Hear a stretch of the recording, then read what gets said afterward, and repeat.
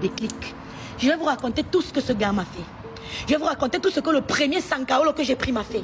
Je vais vous raconter ce que le dernier si que je viens de chasser là m'a fait. Ces gars, quand ils partent, ils trouvent cherchent que des astuces comment vous détruire. Hein. Ils ne ça veut dire que tout ce que vous avez fait pour eux là. Ces gars, l'autre qui est venu, le premier, il avait dépensé des miettes sur moi. Des fois, il me donne les 200, les 300. Et c'est moi qui lui dis, écoute, moi, je ne suis pas une femme qui garde les gigolos auprès de moi. Je ne suis pas une sugar mamie. Je suis trop jeune pour ça. C'est la moindre chose que quand tu viens chez moi, que tu fasses des courses, j'ai des enfants, que tu me remplisses le frigo et que tu me donnes au moins 100 balles quand tu pars. C'est la moindre des choses. Sinon, viens pas chez moi, man. Sinon, on m'appelle même pas, man. Parce que tu viens, tu me donnes rien, c'est moi qui vais te donner ma nourriture. C'est moi qui vais te donner mon corps. Hein? C'est moi qui vais ouvrir ma maison pleine de bénédictions, remplir de chaleur. Parce que la maison des enfants, c'est une maison bénite. Faites pas entrer n'importe qui chez vous. J'ai beaucoup à vous dire.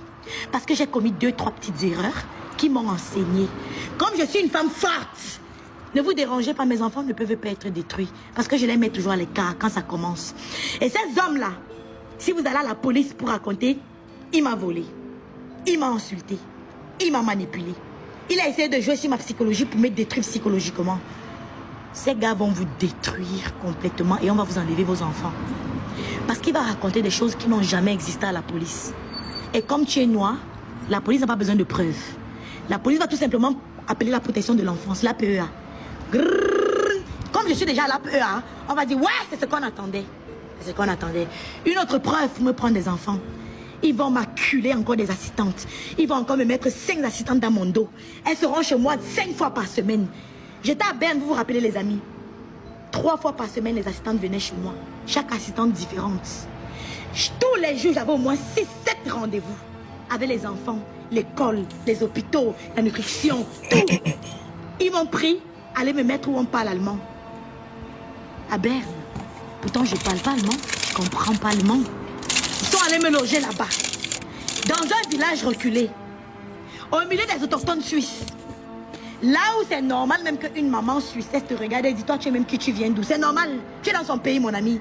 Elle n'est pas fière que tu viens manger la banane, toi, africain mal élevé là. Qu'elle va te voir dans la rue manger la banane et jeter les pots. Elle n'est pas fière de ça.